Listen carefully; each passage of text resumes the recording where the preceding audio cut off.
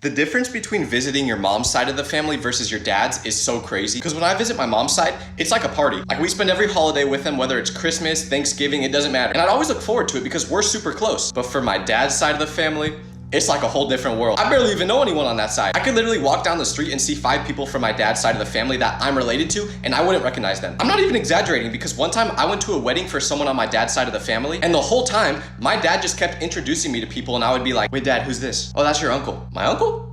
You have a brother? Why did I not know that? To be honest, I don't even really know who the wedding was for either. I'm just glad I got free cake.